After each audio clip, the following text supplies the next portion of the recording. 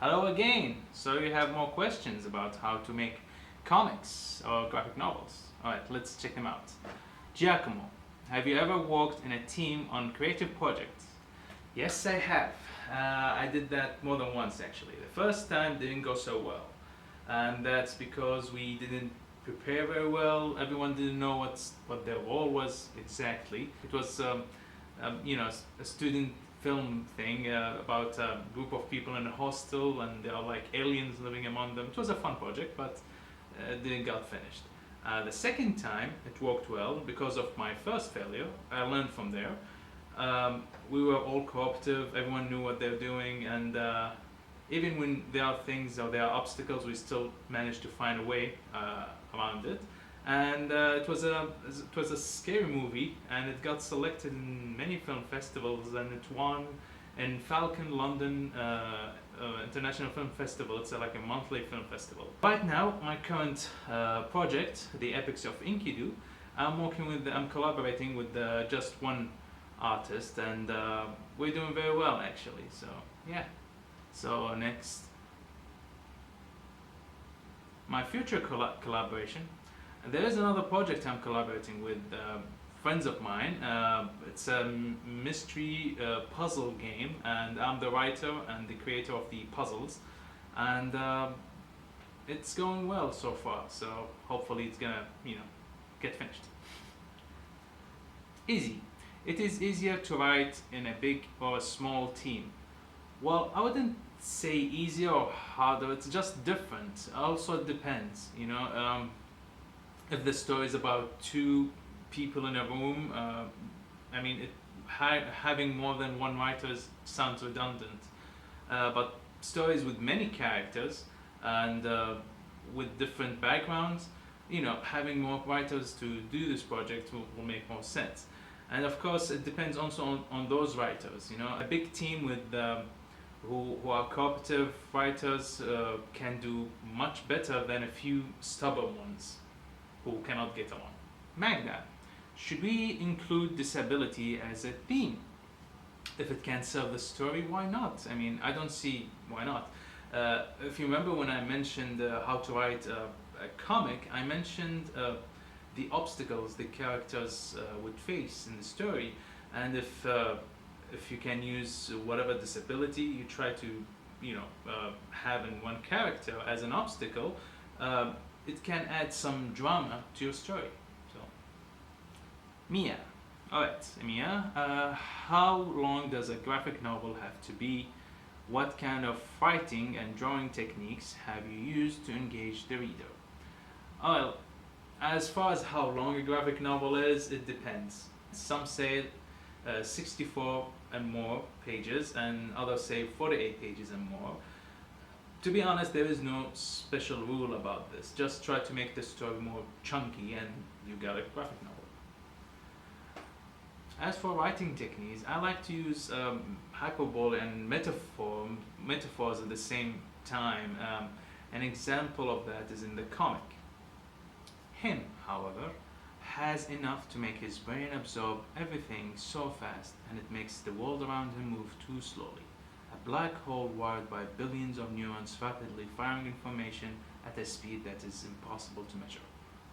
And there is the technique I mentioned in the last video, the mini cliffhanger, which is called the page turning device. I like to use that. Drawing techniques, I like to use specific angles to portray emotion. For example, if a character stands from if the picture or the camera, imagine the camera is from a low angle, it will give the character some kind of a power. But if it's like that, looking up to the camera, it's gonna make the character feel more vulnerable, and if he's scared, or if he or she's scared, or whatever kind of vulnerability she's facing. I like to use color mode to give a certain mood or to separate locations in the scene. And this is another example I'm going to show you. Now, an example of how to use color mode is like in this scene. You see in the third panel there's this woman trying to fight off this werewolf, while when you go lower that, there's this guy wearing his shoes and try to run away from somewhere. Now, you would all think that this is happening at the same place, but to use color mode, you see, we use there's some kind of orangey tint into this scene on the upper scene, but you see down in the fourth, from the fourth and to the continuous panels, it's kind of a blue color mode, blue tint, and this will help you separate. The reader's mind will tell him that these events are happening in different locations. So I like to use those. Another example is here when. In my comic, Enkidu is walking in the streets, everything's fine, everything's peaceful, and then he goes in a tunnel and he's in danger, and I use some kind of a reddish orange light here just to give a mood of, something is like he's in danger, so I like to use that kind of color mode to portray it in emotion and to enhance the emotions I'd like to give in the scene. I hope you understood what I'm saying. Isla, how do you decide how to shade color your novel? Well, sometimes it depends on the genre. If I'm writing something funny or for kids or romantic story, for example, I'd like to use more bright colors and everything looks clear. If I'm writing a scary story, it will have more shadows and not everything's so clear. Most of the time I don't decide before I start. I do some trial and error and eventually choose what works best for the story. There's usually no rules in art. The decision comes from the gut. Maxwell, what should we focus on more, writing or drawing? Well, when you build a house, you don't first start by building the second floor, now would you? You're gonna start with the foundation, and when the foundation is strong, you can build, a solid house. The foundation of a graphic novel is, of course, writing.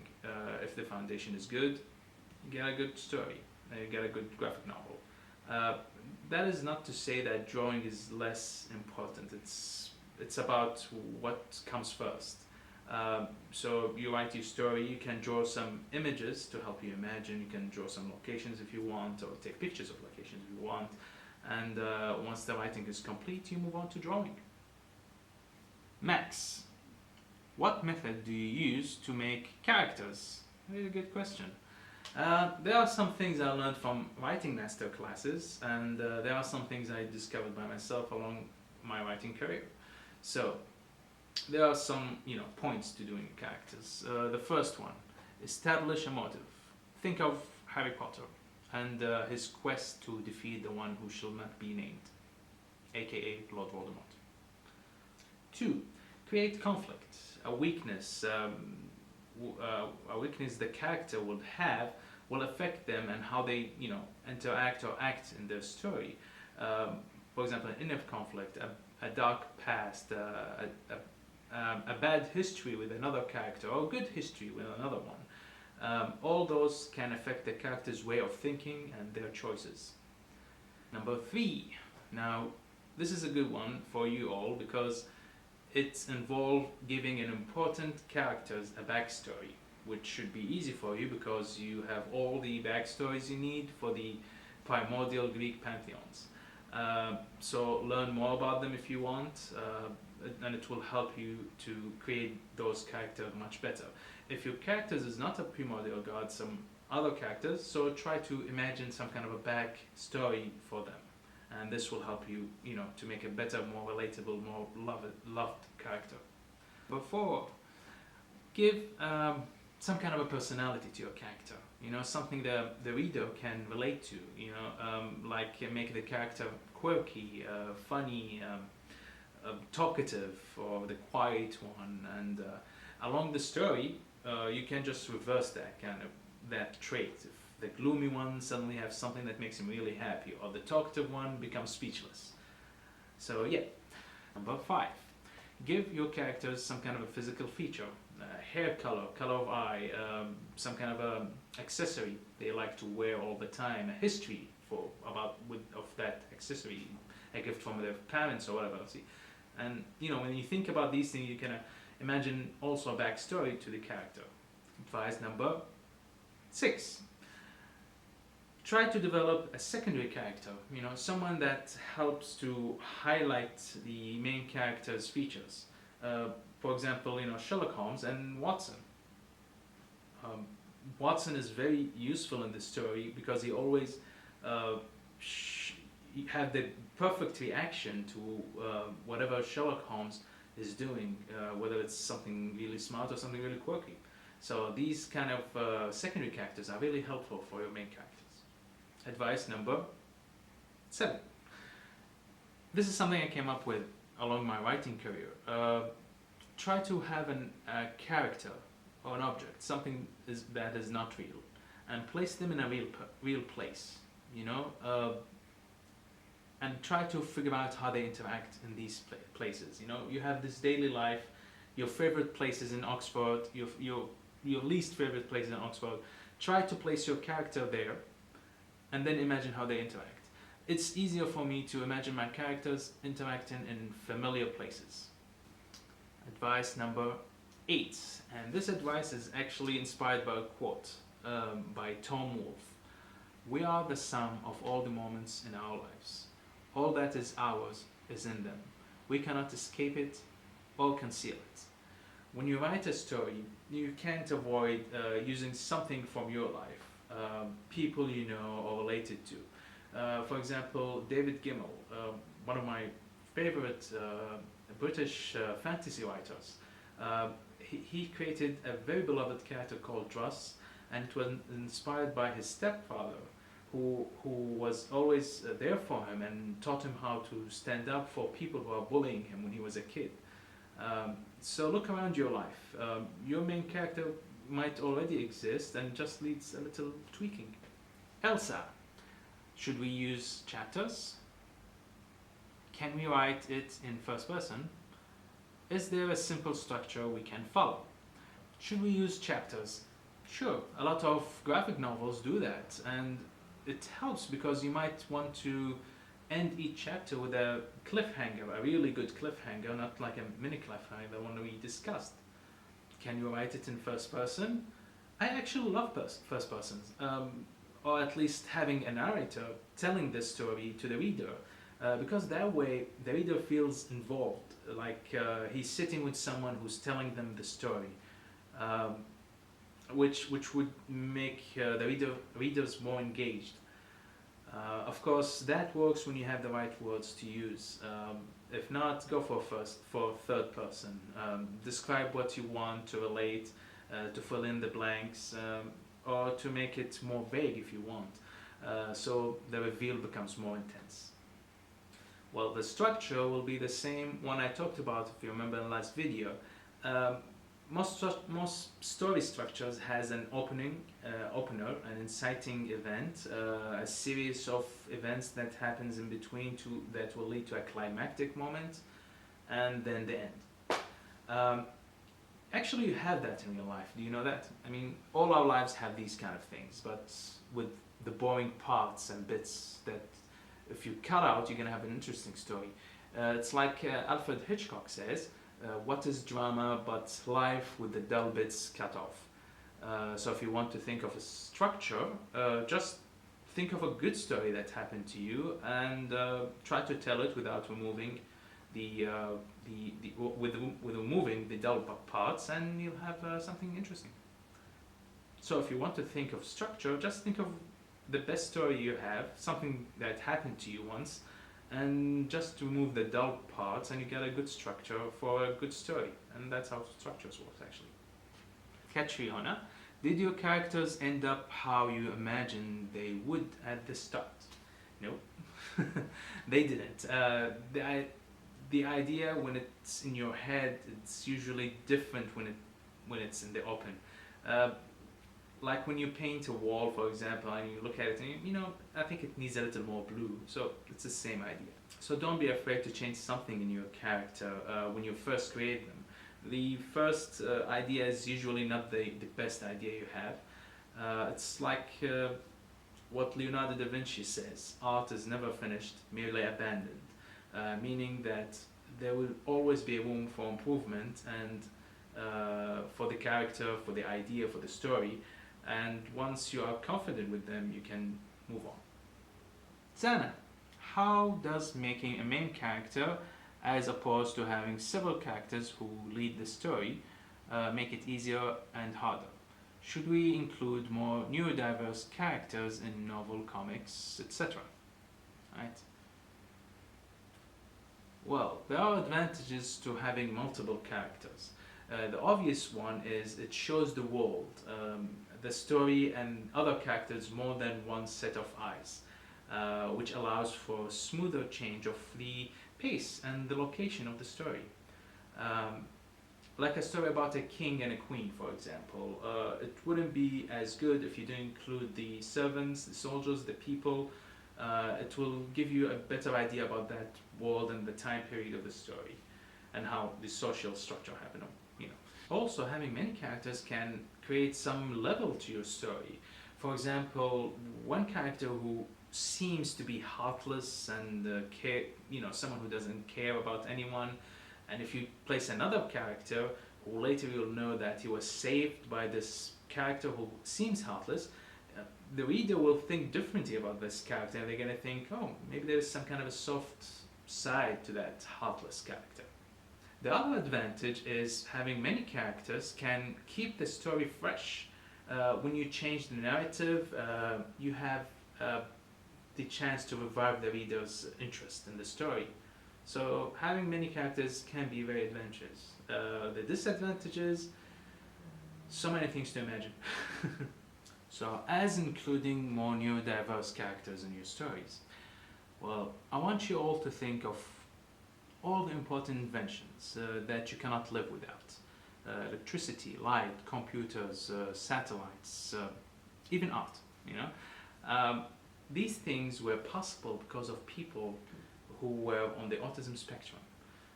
Einstein, for example, has a spectrum named after him, Einstein syndrome, which describes people who are less talkative in their early childhood, who later become ahead of the curve compared to everyone else.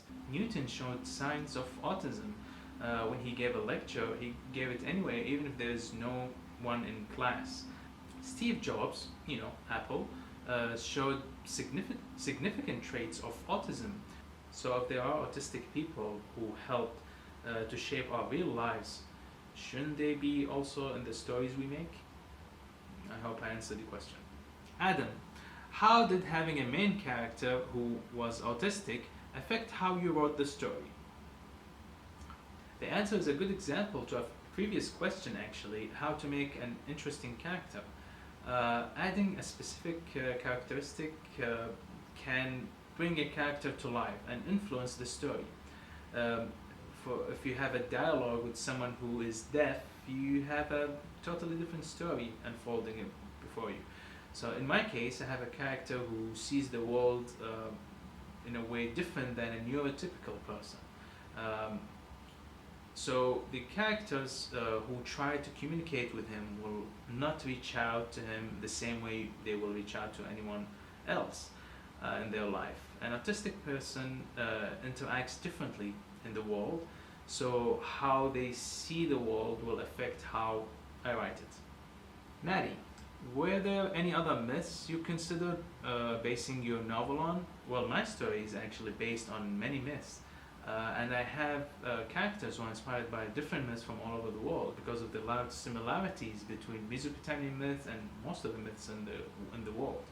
But the main focus is Mesopotamian myths because honestly, you do not see a lot of Mesopotamian-inspired stories in the media. So I wanted to write something from my country and to include other mythologies. To create some kind of a global club where everyone can feel accepted. Tess, what is your favorite thing about writing and designing a graphic novel? How do you make your character realistic? Okay. My favorite thing is rewriting. When I read what I wrote, it doesn't feel like I've written it. It feels like it's written by someone else for some reason. And I like polishing the rough edges of everything I write. it's some writers will disagree, but the reading and correcting my writing is my favorite part. As for designing graphic novel, I like to figure out the panels, how many panels, where each panel should go, and this also can affect my writing because each panel you can fit a specific amount of words, and it's almost like a puzzle for me. So I like that. I love puzzles. As for making characters more realistic, you should ask Mask. He's an expert now on creating very realistic characters. Emo, how does the style of your drawing affect the story? For me, my story is actually affecting the drawing and not the other way around. If I was writing a comedic novel, my drawing would have looked differently. My story is about a Mesopotamian hero and the events are happening in our world in our time. So I have a mild retro feel to the comic mixed with modern coloring style. There are a lot of styles I can go with, and it would fit, but I eventually settled with this one and moved on because I felt that it fits the story. So Ruth asks, how should we approach writing a graphic novel? How is it different from writing a novel? Well, I answered this in the first video about how to approach to write a graphic novel. Who we should do the research and everything. I hope you can revisit that video and you can know exactly how to approach the project. As for the difference, well, the graphic novel is written like a movie script. It is more to the point. Who went where, who said what. But the novel, write things you should write in the novel. You should write things that you cannot see or hear. That will help the reader imagine the characters or the world the story is taking place in. I guess that's it for all your questions. Feel free to ask anything else. You can send a question to my Twitter account over here if you'd like. And I really can't wait to see the graphic novel. Good luck and hope to hear good news from you soon. Bye.